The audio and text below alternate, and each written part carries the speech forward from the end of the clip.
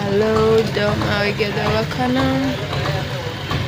પીયુબેનને સારું નથી. રાતના 1 વાગ્યાના જુલાબને ઉલટી ચાલુ થઈ ગયું એટલે અમે આવી ગયા અત્યારમાં દવાખાના. હજી તો વાગ્યા છે 8 પણ નથી વાગ્યા. 8 વાગી ગયા છે મિત્રો. આપણે લઈને આવી ગયા પીયુબેનની દવાખાને. મને દીકરીને કોકની નજર લાગી ગઈ. કોપી ટુ પહેલાં એને ગળામાં કાંક નીકળ્યું, એ સારું થયું.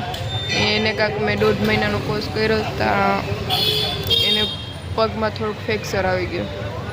એમાં તો હજુ પાટો છે ત્યાં બીજું કામ આવી ગયું. એક તો ઘરે રડતી હતી તો પણ એને મૂકીને વહી આવી, કેમ કે દવાખાને તો ને સવારમાં ડૉક્ટર સાહેબ બિચારા અમારા હાટું કરીને આવેશ. બહુ સારા છે ડૉક્ટર.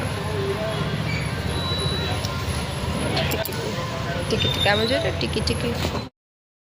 પછી તો પીયુબેનને ચડાવી દીધો બાટલો. પછી તો આપણે ઘડીક આરામ મેં પણ કરી લીધો હતો મિત્રો, કેમ કે 1 વાગ્યાની જાગતી હતી એટલે હું પણ પછી મોડેકથી સૂઈ ગઈ હતી.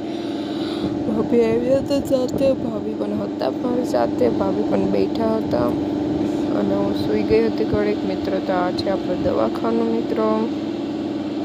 દવાખાનું બહુ સારું છે, ડૉક્ટર પણ બહુ સારા છે. મારી છોકરીને અહીંયા જ સારું થાય છે એટલે હું અહીંયા જ લઈને આવું છું મિત્રો. ફાઇનલી મિત્રો બુદ્ધિ બાટલો સળી ગયો, એક સળી ગયો ને બીજો સળી બાટલો સળાવી દીધો.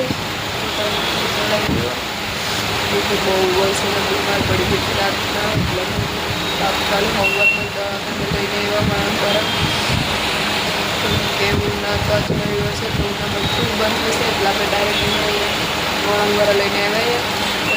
કેમ કે અહીંયા સારું ડૉક્ટર છે એટલે એને સારું થઈ જશે તો અમે એ જ લઈ આવ્યા. એટલું દૂધ છે ને વધારે કાંઈ